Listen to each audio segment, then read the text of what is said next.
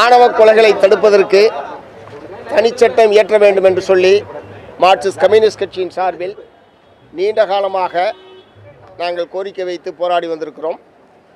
2015ஆம் ஆண்டு அப்போதைய Marxist communist கட்சியினுடைய சட்டமன்ற குழு தலைவர் தோழர் சவுந்தரராஜன் அவர்கள் இது சம்பந்தமாக ஒரு தனிநபர் மசோதாவை தமிழ்நாடு சட்டமன்றத்திலே தாக்கல் செய்தார்.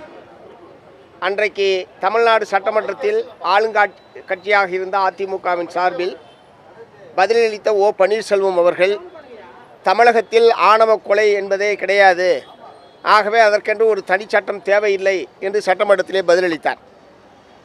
இப்போது இருக்கக்கூடிய திராவிட முன்னேற்ற கழகமும் நாங்கள் தொடர்ச்சியாக இந்த கோரிக்கையை வற்புறுத்திய போதெல்லாம் ஏற்கனவே கொலைகளை தடுப்பதற்கும் அப்படி கொலை நடைபெற்றால் தண்டனை தருவதற்குமான பல சட்டங்கள் நடைமுறையில் இருக்கிற போது இதற்கென்று தனிச்சட்டம் தேவையில்லை என்கிற கருத்தாக்கத்தில்தான் திராவிட முன்னேற்ற கழகமும் இருந்தது. ஆனால் தொடர்ச்சியாக ஆணவ கொலைகள் தமிழகத்தில் நடந்த நிலையில் மார்க்சிஸ்ட் கம்யூனிஸ்ட் கட்சியின் சார்பில் நானும், விடுதலை சிறுத்தைகள் கட்சியினுடைய தலைவர் தோழர் திருமாவளவன் அவர்களும், இந்திய கம்யூனிஸ்ட் கட்சியினுடைய அப்போதைய மாநில செயலாளர் தோழர் முத்தரசன் அவர்களும் 3 பேரும் சேர்ந்தார்போல் மாண்புமிகு முதலமைச்சர் அவர்கள் ஸ்டாலின் அவர்களை நேரடியாக சந்தித்து மற்ற கொலைகளுக்கும் ஆணவ கொலைகளுக்கும் இருக்கக்கூடிய வித்தியாசத்தையும் ஆணவ கொலைகளால் பாதிக்கப்படக்கூடியவர்களுக்கு ஏற்படக்கூடிய சட்ட ரீதியான பாதுகாப்பற்ற நிலைமையையும் நேரடியாக அவரிடம் எடுத்துச் சொல்லியதற்கு பிறகு இந்த ஒரு தனிச்சட்டத்தை இயற்றுவதற்கான ஒரு ஆணையத்தை அமைப்பதாக மாண்புமிகு முதலமைச்சர் அவர்கள் தெரிவித்தார்கள். அதன் அடிப்படையில் நீதிபதி KN பாஷா அவர்களுடைய தலைமையிலே இந்த ஆணையம் அமைக்கப்பட்டிருப்பது என்பது ஒரு வரவேற்கத்தக்க முன்னேற்றகரமான நடவடிக்கை என்பதை நாங்கள் ஏற்கனவே சொல்லியிருக்கிறோம்.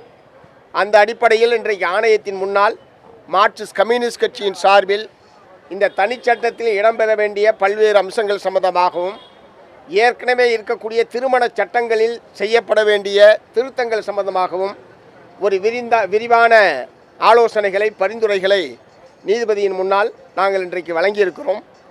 குறிப்பாக இந்த ஆணவ கொலைகளால் பாதிக்கப்படக்கூடியவர்களுக்கு அவர்கள் தங்குவதற்கான இடம் கூட இல்லாமல் பல நேரங்களில் எங்களை போன்ற கட்சி அலுவலகங்களில் தான் அவர்கள் தங்கி வைக்கப்படுகிறார்கள். இந்த தாங்கள் விரும்பிய இணையை தேர்வு செய்வதும் திருமணம் செய்வதற்குமான உரிமையை இந்திய அரசியல் சாசனத்தினுடைய பிரிவு 19 வழங்குகிறது. அது ஒரு அடிப்படை உரிமையாக அரசியல் சாசனத்தால் அங்கீகரிக்கப்பட்டிருக்கிறது. ஒரு அடிப்படை உரிமையை அனுபவிப்பதற்கான உரிமையை தடுக்கக்கூடிய வகையிலே தான் இத்தகைய ஆணவ கொலைகள் என்பதால் நடைபெற்று கொண்டிருக்கிறது.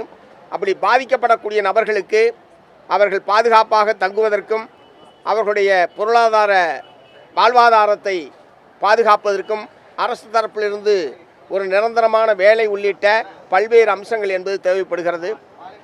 அதே போலவே சிறப்பு திருமண சட்டம் 1954 என்பது அதில் இருக்கக்கூடிய பிரிவு 5, 6, 2 மதமாறி திருமணம் செய்யக்கூடியவர்கள் முன்கூட்டியே 30 நாட்களுக்கு முன்பாக நோட்டீஸ் கொடுக்க வேண்டும். அதை ஆட்சேபிக்கக்கூடியவர்கள் இருந்தால் பொதுமக்கள் ஆட்சேபனை தெரிவிக்கலாம் என்று இருப்பது என்பது அரசியல் சாசனத்துடைய பிரிவு 19க்கு விரோதமானது. ஆகவே அந்த பிரிவு 5, 6, 2ஐயும் நீக்க வேண்டும் என்பதை மார்க்சிஸ்ட் கம்யூனிஸ்ட் கட்சியின் சார்பில் நாங்கள் இப்போ கேட்டிருக்கிறோம். ஏன்னா அடிப்படை உரிமைன்னு வந்ததுக்கு பிறகு பொதுமக்கள் ஆட்சேபனை தெரிவிக்கலான்னா அப்போ நிறைய பொதுமக்கள் ஆட்சேபனை தெரிவித்தா விரும்பக்கூடிய இருவரும் திருமணம் செய்து கொள்ள முடியாத ஒரு நிலைமை என்பது ஏற்படும். இந்த மாதிரி பல்வேறு சிறந்த பரிந்துரைகளை நாங்கள் ஆணையத்தின் முன்னால் கொடுத்திருக்கிறோம்.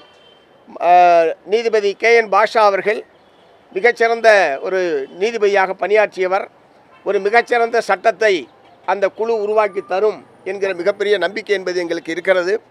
அந்த சட்டம் வருவதன் மூலமாக ஆணவ கொலையில் ஈடுபடக்கூடியவர்களுக்கு மிகப்பெரிய அச்சத்தை ஏற்படுத்தக்கூடிய வகையிலும் இனிமேல் இத்தகைய செயலில் ஈடுபடக்கூடாது என்கிற நிலைமையை உருவாக்கக்கூடிய வகையில் அந்த சிறப்பான சட்டம் எவ்வளவு விரைவாக முடியுமோ அவ்வளவு விரைவாக வர வேண்டும் என்று மார்க்சிஸ்ட் கம்யூனிஸ்ட் கட்சியின் சார்பில் வற்புறுத்தி கேட்டுக்கிறோம்.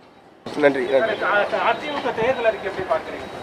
தேர்தல் நேரத்தில் எல்லா கட்சிகளுமே இது போன்ற ஏராளமான வாக்குறுதிகளை வழங்குவது என்பது வழக்கமாக இருக்கிறது நாடு பூரா. அது தமிழ்நாட்டில் அது ரொம்ப வழக்கத்துக்கு விரோதமாக நடைமுறை சாத்தியமா இல்லையா என்பதை பற்றியெல்லாம் கவலைப்படாமல் எப்படியாவது தேர்தலில் வெற்றி பெற வேண்டும் என்கிற நோக்கத்தோடு அபரிமிதமான பல வாக்குறுதிகளை வழங்குவது என்பதை பல்வேறு கட்சிகளும் வழக்கமாக வைத்திருக்கிறார்கள்.